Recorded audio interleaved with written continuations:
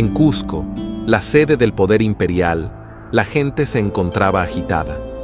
Se escuchaban por doquier los rumores de la guerra, cuestionando seriamente las medidas tomadas para sofocar la rebelión y preguntándose si acaso esto era una estratagema política que se ocultaba tras la extraña decisión de Huayna Cápac al designar al comandante de la campaña.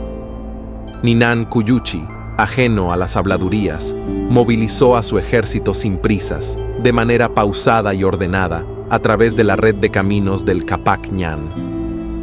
A pesar de que sus generales le instaban a aumentar la velocidad de la marcha, aduciendo que cada día que pasaba les daba más tiempo para fortalecerse a los rebeldes. Ayarkuchi y Coriquila, al ver sus sugerencias desestimadas, solo les quedaba apretar la mandíbula con frustración.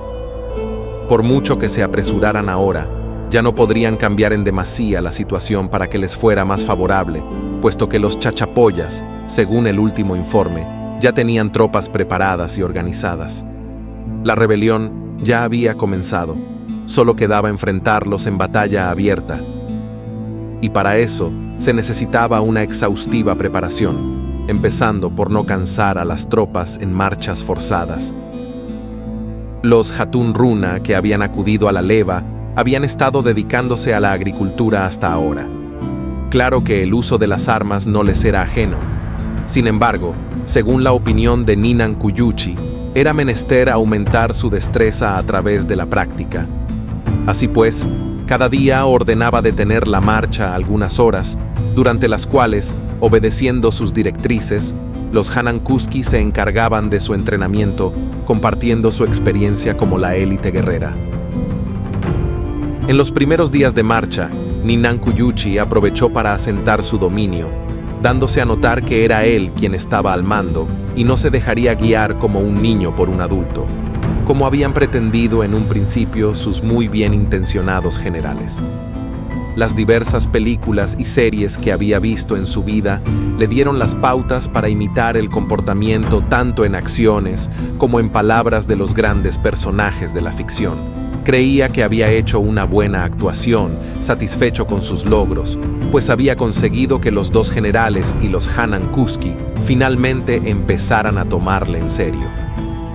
Habiendo tomado paulatinamente un mayor control del ejército, inició la segunda fase de su plan, y para eso tenía que aclarar a sus consejeros el porqué de su peculiar pedido de los grandes escudos y las largas lanzas. Necesitaba la colaboración de los generales para llevar a la práctica lo que había concebido en su imaginación. Después de todo, aunque tenía la teoría y la información, necesitaba la visión de verdaderos soldados que realmente hubieran combatido para la creación de aquello que tenía en mente. Mientras exponía lo que pretendía con la ayuda de figurillas de arcilla que había preparado de antemano, las miradas de los generales fueron haciéndose más y más serias, abiertos a las grandes posibilidades que esas ideas implicaban. Como dirigentes de soldados en la batalla, sabían lo útil que resultarían. A su vez, con su vasta experiencia, ayudaron a llenar los huecos de la teoría que planteaba, y por supuesto, que estuvieron convencidos de aplicarlas inmediatamente. En sus ojos, ganó un nuevo nivel de respeto. Claro que esas ideas tenían que causar ese efecto. Le habría decepcionado mucho si no fueran capaces de ver los beneficios de estas innovaciones. Después de todo, fueron creadas por los genios militares Cayo Mario y Filipo de Macedonia. Ayarkuchi y Coriquilla, más entusiastas que el propio Ninan Cuyuchi, se encargaron personalmente de que los contingentes respectivos aprendieran las nuevas tácticas y formaciones. Así debía ser, porque él no tenía idea ni por dónde empezar. Saber qué hacer es una cosa, cómo hacerlo es otra muy diferente. Con una pausada marcha, finalmente después del triple de días que usualmente habrían tardado, llegaron a las orillas de Culpamayu, conocido como el río Marañón en tiempos modernos. Más allá de sus caudalosas y traicioneras aguas, se encontraba ya terreno hostil. El astuto Yanapuma había visto la importancia de utilizar este formidable río como una defensa natural contra la invasión. Estratégicamente, habían establecido su posición en la orilla opuesta, arrasando con los pequeños asentamientos ribereños, destruyendo sus embarcaciones que podrían servir de transporte a los enemigos y derribando los puentes colgantes que conectaban ambas orillas. Esta estratagema buscaba parar de lleno el avance inca, sin permitirles dar un paso más, obteniendo una primera ventaja en la contienda, ya que defender la orilla resultaba muchísimo más sencillo que atacarla.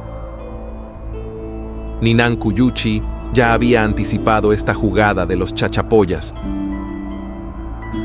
En los juegos de estrategia era crucial tomar el control de los ríos para las batallas de defensa. Ahora se enfrentaba a la pregunta crucial: ante esta situación, ¿qué estrategia podría emplear?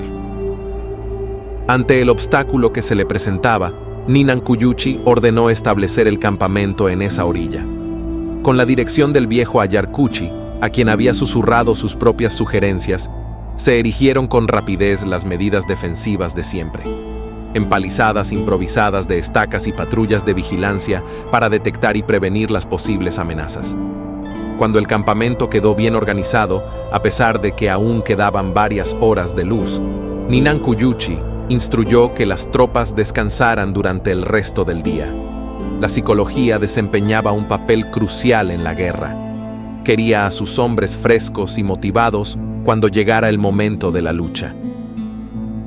Yana Puma, por su parte, había concebido cruzar sigilosamente el río durante la noche, envuelto en la densa niebla, con el propósito de asesinar al comandante enemigo y minar la moral de sus adversarios. No obstante, al avistar el campamento inca organizado y precavido, comprendió que su cometido resultaría fútil y abandonó la idea.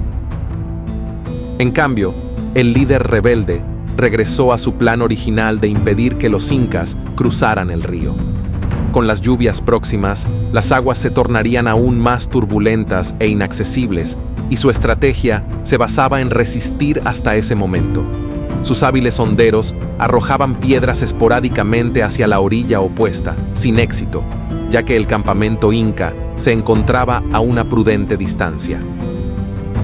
Con la llegada de la noche, el día siguiente prometía ser el inicio oficial de la batalla, siempre y cuando los incas pudieran encontrar una forma de cruzar el formidable río.